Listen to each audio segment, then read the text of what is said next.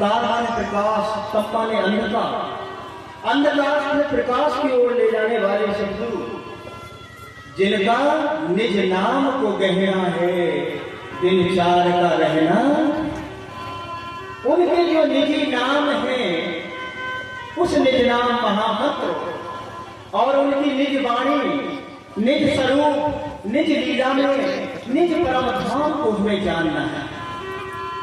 तभी कहीं आत्मा यहाँ से छूट करके अपने परमात्मा की तरफ जब शरीर से निकलेगी तो अपनी यात्रा को वो पूर्ण करेगी।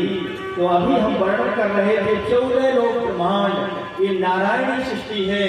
इस नारायण से ही ब्रह्मा विष्णु महेश और ब्रह्मा विष्णु महेश से संपूर्ण जगत प्रकाशित है। इस जगत को देवादिदेव भगवान शिव ने जगत जननी पार्वती से सपना कहा है। जब ये सपना है तो इसका जागृत कहाँ है? बोलो सद्गुरु महाराज की। व्यक्ति सपने में आता है तब सपने की लीला देखता है, और जब सपना टूट जाता है तब जागृत में आता है। तो सपना उनका टूट जाएगा जिनको धनी जी जगाएंगे। इसलिए इस महोत्सव का नाम है जागनी महोत्सव। पढ़ रहे हो बैनर पर, आप देख रहे हैं उसमें क्या लिखा? जागनी। यहाँ तो आप सपने में तो जगे हो, सपने की लीला में खूब लिप्त हो, लेकिन तुम्हें पता है कि तुम कौन हो, कहां से आए हो, और शरीर रूपी कोठरी एक दिन छोड़ने के पश्चात तुम्हें कहां जाना है, ये जागनी तुम्हें पता है, इसलिए तुम जान पाए हो। इसी के लिए इस सत्संग की व्यवस्था है। तो अभी हम क्षर ब्रह्मांड का नश्वर जगत का वर्णन कर रहे थे, जहां पर जो भी जीव आता है उसको यहाँ से जाना पड़ता है। आया है सो जाएगा, यहाँ का एक अटल नियम है। पर इसके ऊपर जब आप समझोगे तो अखंड धाम शुरू हो जाते हैं। फिर अखंड में भी एक सर्वोपरि अखंड है, उत्तम होता है और एक सर्वोत्तम होता है। उत्तम अच्छा, सर्वोत्तम तो सबसे अच्छा। सर्वोत्तम परमात्मा का धाम है। आप चलते हैं इस व्यक्त जगत को जो हम देख रहे हैं 14 लोगों को, इसके ऊपर जब संत वाणी आप पढ़ोगे, ब्रह्म वाणी पढ़ोगे तो आपको मिलेगा इस जगत के ऊपर अव्याकृत ब्रह्म है।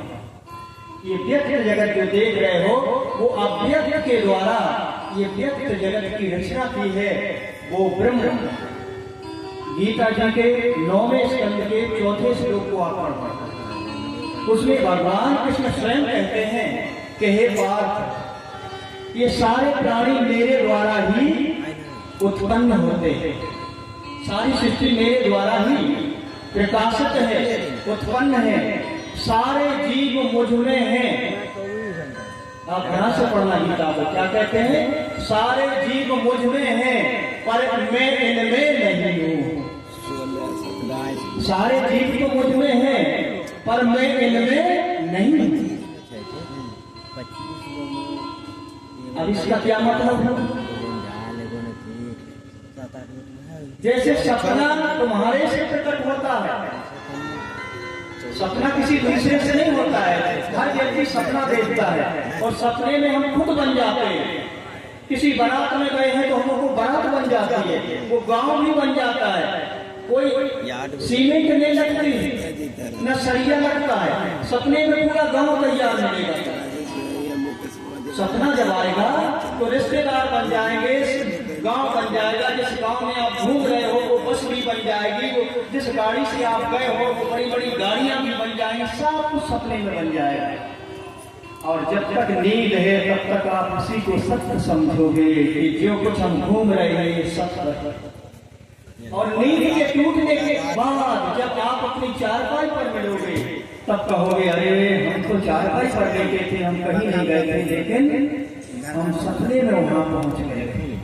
ये स्वप्न का ब्रह्मांड है, इसमें भी जागृत धाम की आत्मा आई और उसके ऊपर आवरण जब मोल का पड़ा तो वो भी यहाँ भूल गई। और इस ब्रह्मांड को जिस परिवार में हम हुए हैं वो ये अपना परिवार मानने लगे, जिस गांव में हुए हैं उस गांव मानने लगे, जिस जिले में हुए हैं वो जिला अपना मानने लगे, जिस प्रदेश में हुए हैं प्रदेश मानते हैं, और जिस देश में हुए अपना वो देश मानने लगे।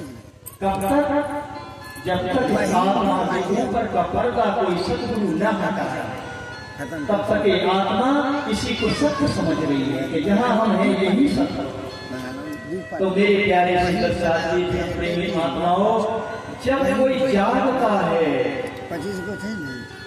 तो ना तो वो मोह तक तो निराकार नींद रहती है और ना वो सपने में प्रवेश होता है, जाकर तब अवस्था में अपने कार्य करता है। तो भगवान कृष्ण कहते हैं सारे जीव मुझ में हैं, मेरे द्वारा सारे ब्रह्मांड बनाए जाते हैं, पर मैं इस सपने के स्वरूप में नहीं हूँ। मेरा शरीर ये 5 तत्व प्रकृति का नहीं है, इससे मैं परे हूँ और ईश्वर और जीव की लीला से भी परे हूँ। ईश्वर और जीव की लीला ही नारायणी लीला है, यही हमारी सपने की लीला है। बहुत ध्यान से मेरे एक एक शब्द पर गौर करना। यहाँ कहा गया है कि ईश्वर अंश जीव अवनंसी। जैसे हमारा सोना, सपना और जागृति ये तीनों जीवन भर लगे रहते हैं। इनका सपने का बनने का नियम भी अटल है, वो भी बनता है, नींद भी आती है। ऐसे ये सृष्टि का क्रम भी अटल है, ये भी बनती और मिटती है। तो ईश्वर का अंश, ईश्वर कहते हैं महाविष्णु को, उसके अंशान अंश लीला हुई। ब्रह्मा विष्णु महेश सारे जगत को बनाया, 84 लाख योनियों के प्राणियों की लीला हुई। लेकिन गीता में कहते हैं हे पार्थ, मैं ईश्वरों का भी ईश्वर हूं,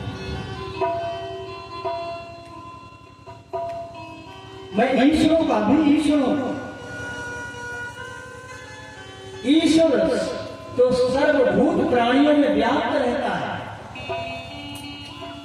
ईश्वरा सर्वभूतेषु तिष्ठति अर्जुन, हे अर्जुन, जितने पंचभौतिक प्राणी हैं सब में ईश्वर की सत्ता व्याप्त है। मेरी स्वप्न की सत्ता से ब्रह्मांड चेतन होता है, उसी को परा और अपरा प्रकृति कहकर के 8वें अध्याय में समझाया कि एक मेरी परा प्रकृति है, दूसरी अपरा प्रकृति है। परा प्रकृति से शरीर धारण होता है, अपरा प्रकृति जीव रूप होकर सभी प्राणियों में व्याप्त होती है, लेकिन मैं इससे भी परे हूं। मेरे प्यारे सुंदर साथी, अव्यक्त ब्रह्म से अव्यक्त के द्वारा ये सृष्टि की रचना होती है।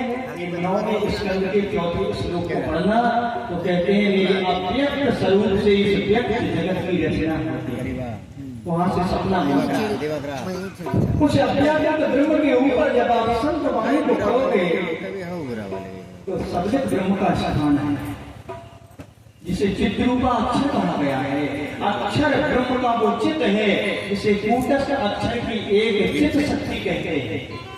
इसके ऊपर केवल ब्रह्म है, उसके ऊपर सत स्वरूप है, इसके ऊपर कूटस्थ ब्रह्म है, जिसे गीता के 15वें अध्याय के 16वें श्लोक में कहा द्वाभिमो पुरुषो लोके क्षर अक्षर से विचार। हे पार्थ, 2 लोग हैं और 2 पुरुष हैं। एक क्षर पुरुष है जो बनता और बिगड़ता है, कूटस्थ माने अखंड एक अक्षर पुरुष जो इस क्षर ब्रह्मांड को बनाता है, वो अविनाशी ब्रह्म है, इस नाशवान जगत की रचना करता है।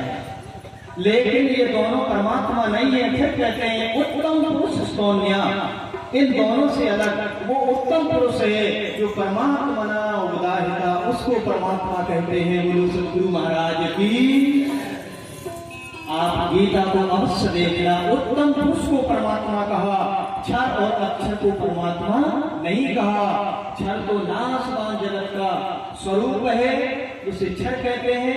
अविनाशी ब्रह्म को अक्षर कहते हैं, पर अविनाशियों का अविनाशी, जिसके विषय में कहा है हम करूं वंदना